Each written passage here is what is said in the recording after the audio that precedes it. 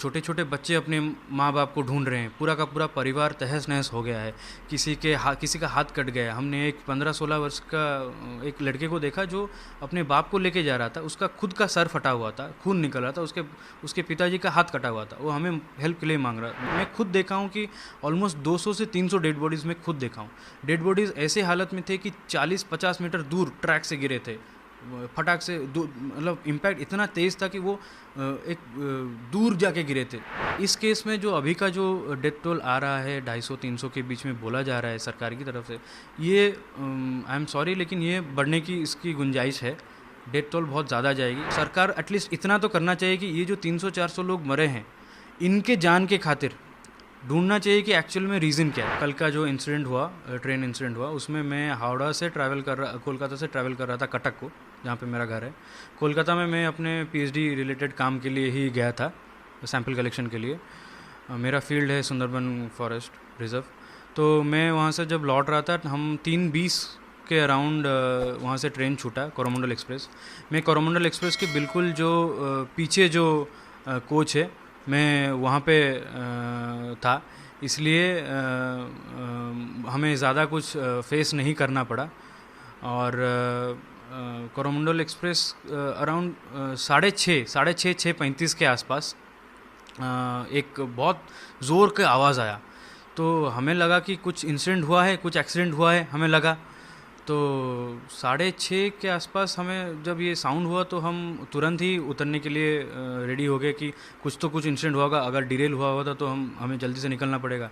तो जब हम कोच का गेट खोले, जब हम देख रहे बाहर, तो बाहर देख रहे हैं कि 2-3 कोचेस और गिरे पड़े हैं। ये जो कोचेस थी, यहाँ से लगभग 250 से 300 लोग वहाँ पे थे, और वो सब निकल के हमें मदद के लिए बोल रहे थे। हमें ये नहीं पता चला कि ये जो कोचेस है, ये हमारे ट्रेन की कोचेस है या फिर किसी और ट्रेन की कोचेस है। तो हम करीबन 10-15 लोग थे जिनका कुछ हुआ नहीं था। हमारा जो कोच था वो सबसे सही था, कोई डैमेज नहीं हुआ था उसमें।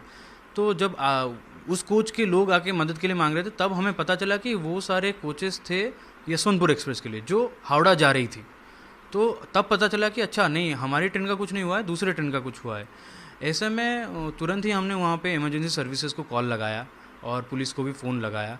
इसी बीच में वहाँ पे हम जो लोग तकलीफ़ में थे उनको पानी वानी दिया। फिर जो बेडशीट है रेलवे का, उसको हमने चीर के एक मेकशिफ्ट बैंडेज बना के बैंडेजेस कराए लोगों के, क्योंकि सारे लोगों का बहुत ज़्यादा खून निकल रहा था। किसी का सर फटा हुआ था, किसी का हाथ कटा हुआ था। ऐसे में जितना हो सका हमने मदद की। अब क्या होता है कि जब एम्बुलेंस सर्विसेज आने लगते हैं, एम्बुलेंस हमारे तरफ ना आके हमारा जो कोरोमंडल एक्सप्रेस था, क्योंकि मैं पीछे था, कोरोमंडल एक्सप्रेस के जो सामने की तरफ है, जहाँ पे सामने उस तरफ जा रहे हैं एम्बुलेंसेस। अब हमें ये नहीं पता चला कि एम्बुलेंस अगर आ रहे हैं तो यहाँ पे एक्सीडेंट हुआ है, वहाँ पे क्यों जा रहे हैं। हम धीरे धीरे करके 4-5 लोग आगे की तरफ बढ़ने लगे। तब हमने देखा कि कोरोमंडल एक्सप्रेस का तो और भी ज़्यादा हालत ख़राब था। अब क्या हुआ था कि कोरोमंडल एक्सप्रेस जो है वो किसी कारणवश डिरेल हो गया था। अब डिरेल होने के बाद बगल में एक लूप ट्रैक होता है जो कि डिफंक्ट होता है, इनएक्टिव होता है। वहाँ पे एक गुड्स ट्रेन पार्क था, तो वो गुड्स ट्रेन से जाके टकराया है। ये बात हमें बाद में रेलवे ऑफिशियल्स ने बताया कि गुड्स ट्रेन से जाके टकराया, फिर कोरोमंडल एक्सप्रेस का इंजन या फिर गुड्स ट्रेन का कोई कोच जाके बगल वाले जो यशवंतपुर एक्सप्रेस जो जा रहा था हावड़ा की तरफ, उससे टकरा गया। अब ये हावड़ा के यशवंतपुर एक्सप्रेस का जो 3 कोच था, ये तीनों के तीनों जनरल बोगीज थे, उसमें बहुत ज़्यादा कैजुअल्टीज हुई हैं। तो ये मैंने पहले एक हावड़ा से चेन्नई की तरफ आ रही थी। हाँ, दूसरा जो है यशवंतपुर वाला, वो यशवंतपुर से कलकत्ता सेम टाइम में क्रॉस कर रही थी। सेम टाइम पे क्रॉस करे थे उस एरिया में। तो बाकी बोगी क्रॉस कर गया था, लास्ट बाकी बोगी क्रॉस कर गया था, आगे चला गया था, करीबन 600 मीटर से 800 मीटर आगे है बाकी के इंजन के सारे बॉगीज़। ये 3 बॉगीज़ ही गिर गई थी पलट के। अब क्या होता है कि जब हम कोरोमंडल एक्सप्रेस के सामने की तरफ जाते हैं, हम देखते हैं कि उसका जो इंजन है वो करीबन 3-4 महले के ऊपर हाइट पे चला गया है। उसके नीचे सारे ये गुड्स ट्रेन का बॉगी है और कुछ जनरल बॉगीज़ हैं, वो सब बिखरे हुए पड़े हैं, पलट गए हैं सारे के सारे। एकदम एक्सट्रीम कंडीशन है, बहुत ही ज़्यादा केओटिक सिचुएशन था।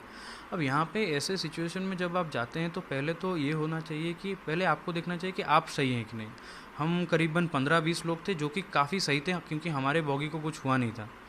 जितना हो सका हमने लोगों की मदद की वहाँ पे, लेकिन सिचुएशन इतना भयावह हो गया था, इतना भयानक था कि आप जहाँ भी देखे किसी का कटा हुआ सर, किसी का बिना सर का बॉडी, किसी का कटा हुआ पैर हाथ ऐसे पड़े हैं। हर जगह देखिए तो कपड़े, लाल लाल कपड़े, खून पड़े, खून से बिखरे हुए। पूरा का पूरा ट्रेन ट्रैक बिखरा हुआ पड़ा है। ट्रेन ट्रैक्स नज़र ही नहीं आ रहे हैं क्योंकि ट्रैक्स ही बिल्कुल उखड़ गए हैं। फिश प्लेट्स जो हैं वो उड़ के कहीं और गिरे हैं। जो कोचेस हैं वो पूरा ओवरटर्न कर गए हैं। तो ये बहुत ही ज़्यादा भयानक सिचुएशन था। इसमें मैं तो बोलूँगा कि जो लोकल लोग थे वहाँ के, उन्होंने बहुत ही ज़्यादा मदद किया हमारी, क्योंकि वो सबसे पहले थे। इंसिडेंट करीबन 6:35 के आसपास घटा और 5 मिनट के अंदर सारे के सारे लोकल लोग, ऑलमोस्ट 300 से 400 लोग, लोकल लोग आ गए हमें मदद करने के लिए। जितने को पैसेंजर्स थे उन्होंने भी मदद की। अथॉरिटीज़ को आते आते करीबन 45 मिनट से 1 घंटा लग गया, लेकिन अथॉरिटीज़ हालांकि थोड़ा लेट आई, लेकिन आते ही उन्होंने बहुत जल्दी से काम करना शुरू कर दिया और सबकी मदद करने लगे। तो आप जब वहाँ जैसे एक्सीडेंट हुआ, आपको पता चला इतना बड़ा ये वो आपके सामने में लाशें पड़ी, तो आपका फीलिंग उस समय कैसा?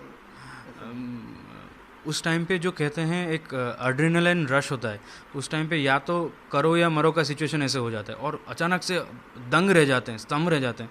उस सिचुएशन में पहले हमने देखा कि हम ठीक हैं, हमारा सब कुछ ठीक है, सामान वामान ठीक है, हमें कुछ हुआ नहीं है। तो हमने वहाँ पे जितना हो सका दूसरों की मदद करने के लिए लगा दिया और ये देखने लगे कि यहाँ से निकलने के लिए रास्ता क्या है। अच्छी बात यह है कि वहाँ पे एक रोड था जो कि हाईवे वहाँ से करीबन 600-700 मीटर दूर है, और एक रोड है जो कि इंटरसेक्ट करता है उस रेलवे लाइन को। उस रोड की वजह से ही इतने सारे एम्बुलेंस और फायर सर्विसेज वहाँ तक पहुँच सके, एनडीआरएफ की टीम इतनी जल्दी पहुँच सकी वहाँ पे। और डिस्ट्रिक्ट मजिस्ट्रेट और एसपी जो है बालेश्वर के, वो वहाँ पे 1 घंटे के अंदर आ गए और उस पूरे सर्विस रोड को एक ग्रीन कॉरिडोर की तरह बना दिया, जिसमें खाली गाड़ी कितना स्पीड में था उस समय, कुछ पता? क्योंकि कोरोमंडल एक्सप्रेस उस टाइम बालेश्वर छोड़ दी थी, 20 किलोमीटर बालेश्वर से दूर थी, वो स्पीड पकड़ ली थी। गाड़ी की स्पीड एग्जैक्टली तो मैं नहीं बता सकता, लेकिन करीबन 115-120 किलोमीटर प्रति घंटा की होगी। और इंटरेस्टिंग चीज़ ये है कि क्योंकि ये एक एलएचबी रेक है, दोनों की दोनों ट्रेनें एलएचबी रेक थी, और ये जो लाइन था ये अभी रिसेंटली ही मॉडिफाई किया गया था। ये सारी चीज़ें हमें रेलवे अधिकारियों ने ही हम बताया, वहाँ पे जो लोग आए थे हमें पूछने के लिए कि कैसे हैं क्या है, हमारे पूछताछ करने के लिए। उन्होंने बोला कि ट्रैक्स बहुत अभी रिसेंटली रेनोवेट किए गए थे। अब इसमें अगर इतने इंपॉर्टेंट ट्रेन का एक एक्सीडेंट होता है और डिरेल हो जाती है बिना किसी कारण से, तो यहाँ पे तो कोई ना कोई चूक रही होगी। या तो चूक सरकार, मिनिस्ट्री ऑफ रेलवेज़ की तरफ से, रेलवे अधिकारियों की तरफ से हुई होगी, और क्योंकि रेलवे अधिकारी बोल रहे हैं कि वहाँ पे अभी अभी रिसेंटली रेनोवेट हुआ था, तो कहीं ना कहीं कोई बदमाशी की गुंजाइश भी हो सकती है।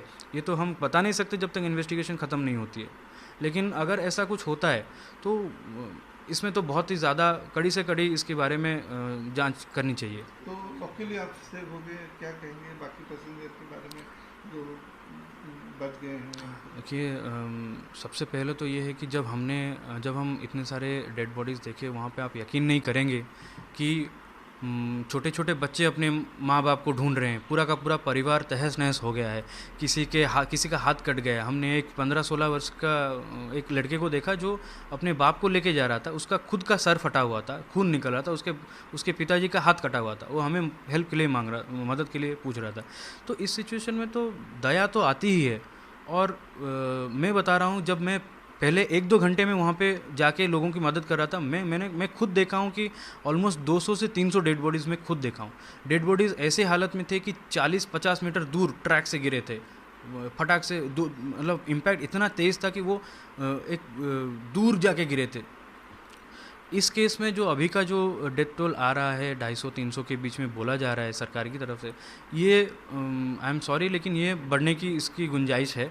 डेथ टोल बहुत ज़्यादा जाएगी। तो ऐसे में तो मैं जितने फैमिली मेम्बर्स हैं, जिनके फैमिली मेम्बर्स का डेथ हुआ है या फिर इंजर्ड हुए हैं, उन सबको मेरी तरफ से कॉन्डोलेंसेस है। और ऐसे में सरकार एटलीस्ट इतना तो करना चाहिए कि ये जो 300-400 लोग मरे हैं, इनके जान के खातिर ढूंढना चाहिए कि एक्चुअल में रीज़न क्या है और जिसकी गलती है। लेकिन इतने लोग ज़्यादा जो लोग मरे हैं, इसका कारण क्या है? जो जनरल बोगी था सब, जो सामने की तरफ जितने थे वो सारे जनरल और स्लीपर बॉगीज थे। अब इम्पैक्ट इतना तेज़ हुआ था, हालांकि हम इतने पीछे थे और हमें ज़्यादा साउंड पता नहीं चला, लेकिन सामने के जो जनरल बॉगीज़ थे उनमें लोग तो यूजुअली ओवर क्राउडेड होते हैं। और इंटरेस्टिंग चीज़ ये है कि ये जो कोरोमंडल एक्सप्रेस है ये यूजुअली बालेश्वर की तरफ जो वर्किंग लोग होते हैं वो शाम का ट्रेन ये वाला ले लेते हैं, जनरल बॉगीज़ में चढ़ जाते हैं, ताकि उनका घर भद्रक होता है, कटक होता है, भुवनेश्वर, वहाँ तक वो जनरल बॉगीज़ में आ जाते हैं। ये इसलिए बहुत ज़्यादा क्राउडेड होता है जनरल और स्लीपर बॉगीज़। तो काफ़ी सारे ऑफिस गोइंग लोग भी इसमें शामिल होंगे अगर हम देखें इसके डेथ टोल में देखा जाए तो। शायद यही कारण है, शायद जनरल बॉगीज़ और स्लीपर बॉगीज़ ओवर क्राउडेड भी था।